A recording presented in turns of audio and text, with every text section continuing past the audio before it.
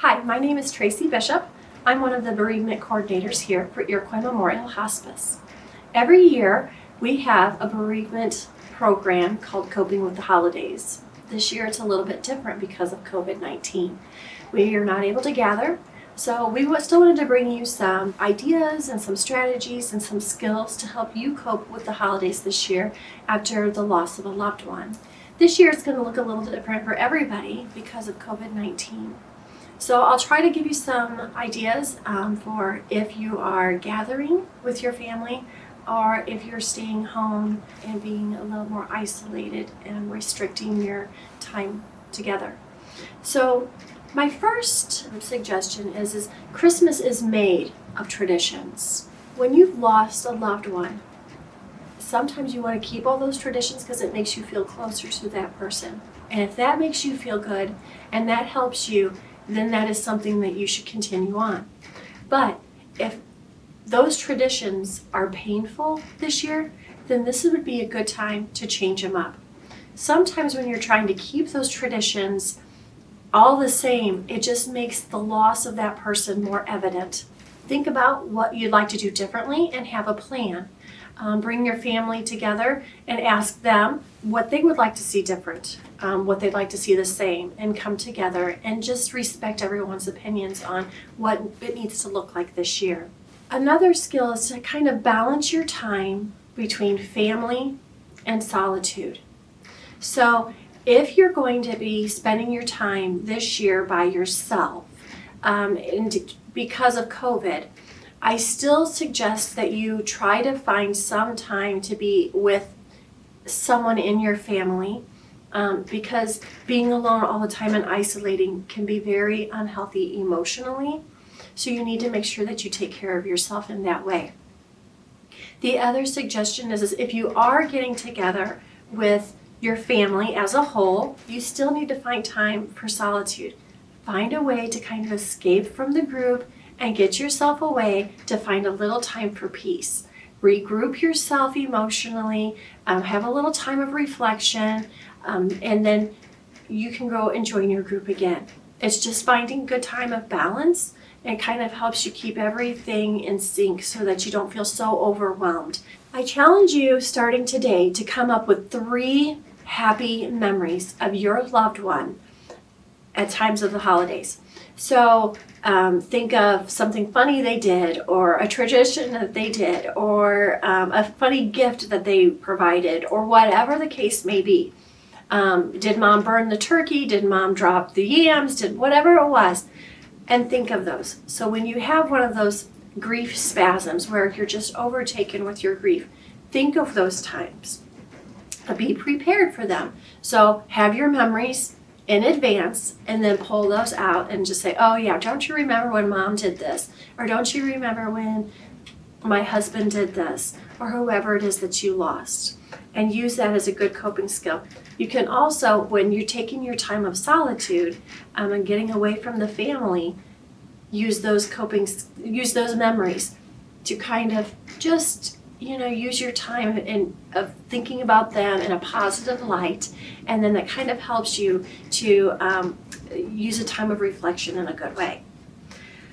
Have a time to let go, and that means maybe plan for your grief and say, okay, before everybody gets here, I'm going to go in the bedroom and I'm going to just have my good cry. I'm going to flood myself with my emotions. I'm going to just get it out of my system right now, so that way when the family all gets here, I've had a release. Or plan for it, just say, I'm going to get through this dinner, and then I'm going to go outside to the garage or whatever, and I'm going to have my release.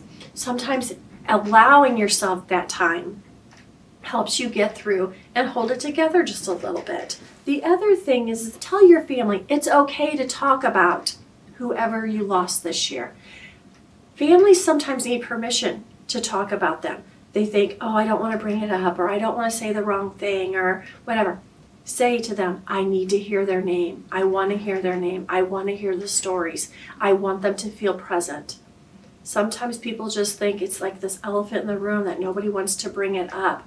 But Everybody knows it. Everybody is aware of it, that someone is missing this year, and not talking about them just makes it worse. So allow everybody and give them permission up front. And I encourage you not to awfulize. And when I say awfulize, I mean, don't just say Christmas is going to be awful. Are you going to have bad times? Are there going to be bad moments? Yeah, there are.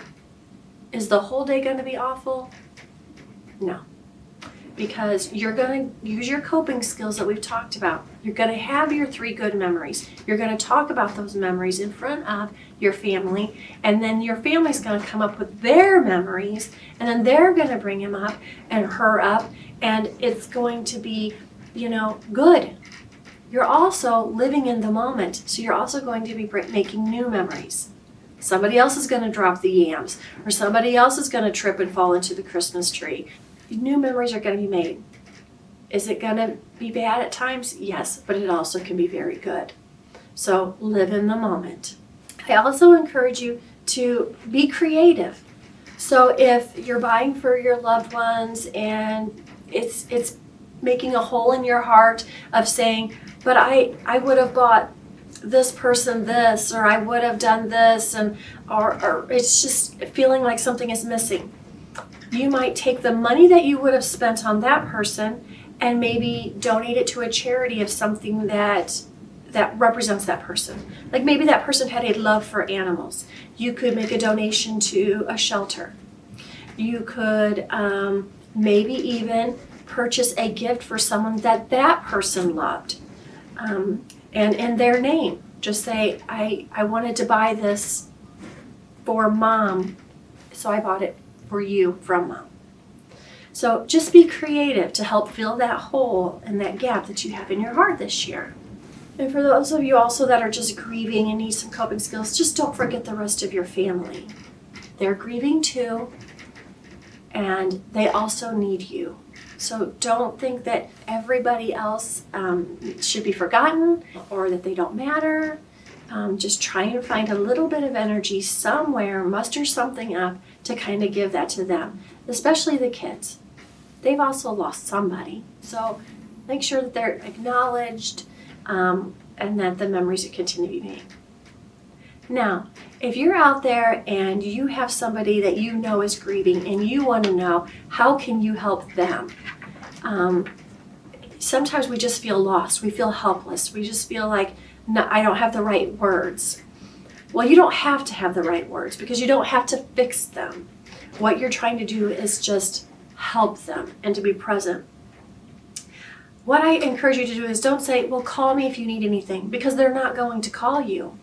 What you should say is, I noticed you don't have a Christmas tree up this year. Will you please let me come and put up your Christmas tree? We'll make it look however you want. Or, can I do your Christmas shopping for you? Can I do some of your cooking for you? Anything like that. But if you say, call me if you need me, you won't get called. So kind of insert yourself and help in any way that you can. Be a good listener.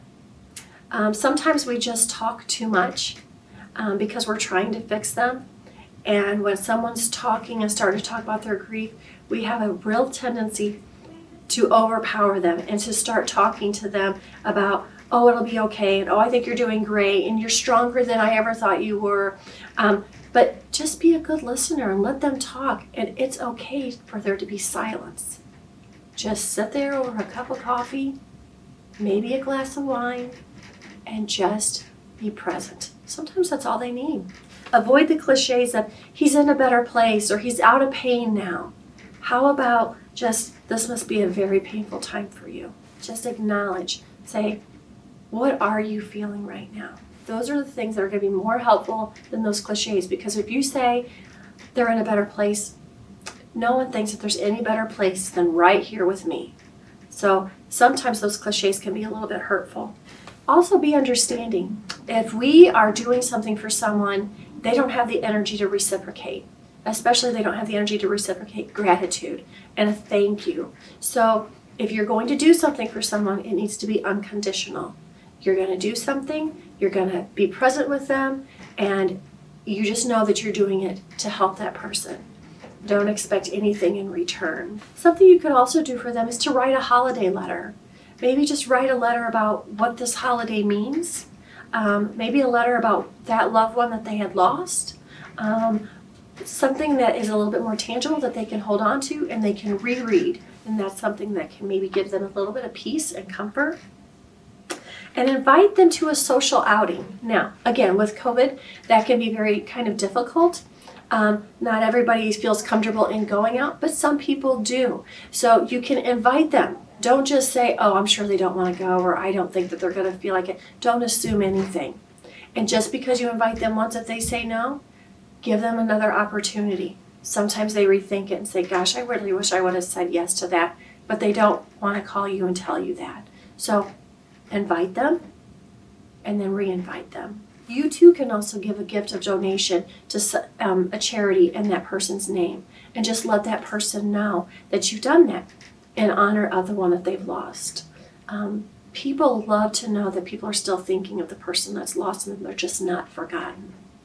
We have to remember that at the death, everybody's always there, but then they go on in their life. They go back to work. They go on to do the things that they ever do. But that family who has lost that person, their life is forever changed. So to let them know that you remember that person, say their name when you see them, give a gift of donation.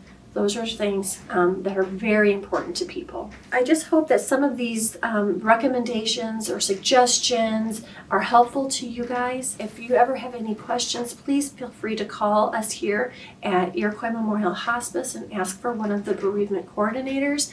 We'd be more than happy to talk to you, meet with you, anything that you would find helpful. We just want you guys to have a Merry Christmas and a Happy New Year. And so from our hearts to yours, Merry Christmas from Iroquois Memorial Hospice.